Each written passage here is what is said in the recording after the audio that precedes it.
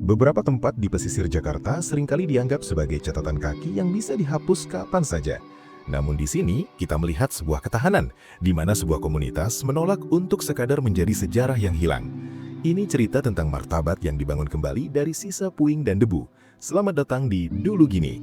Kembali ke tahun 2014. Kampung akuarium saat itu adalah wajah dari ketidakteraturan. Terlihat bagaimana bangunan semi-permanen berhimpitan di sepanjang area ini. Kawasan yang puluhan tahun dicap sebagai pemukiman ilegal dan kumuh. Hingga akhirnya di tahun 2016, deru mesin alat berat datang dan meratakan segalanya. Bagi kebijakan kota, penggusuran adalah solusi estetika. Namun bagi warga, itu adalah akhir dari ruang hidup mereka.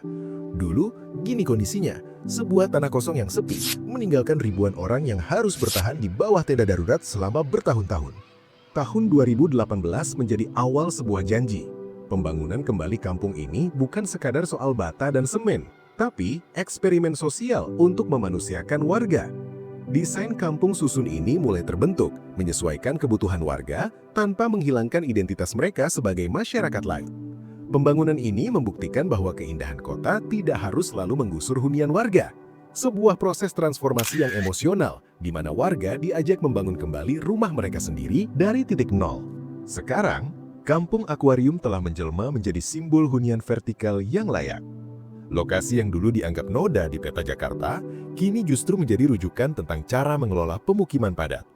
Kita melihat hunian yang bersih dan komunitas yang kembali berdaya. Arsip visual ini memaksa kita sadar bahwa kemajuan kota seharusnya tidak meninggalkan manusia di belakangnya. Dulu gini ya, sebuah ungkapan syukur sekaligus pengingat bahwa di atas reruntuhan ini, harapan pernah hampir mati sebelum akhirnya bangkit kembali.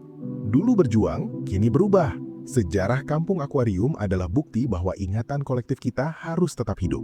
Apa kenangan terbesarmu di sini? Ikut saya menelusuri jejak-jejak yang hampir terlupakan di sudut kota lainnya.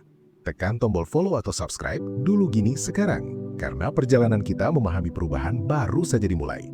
Karena setiap tempat punya cerita masa lalu.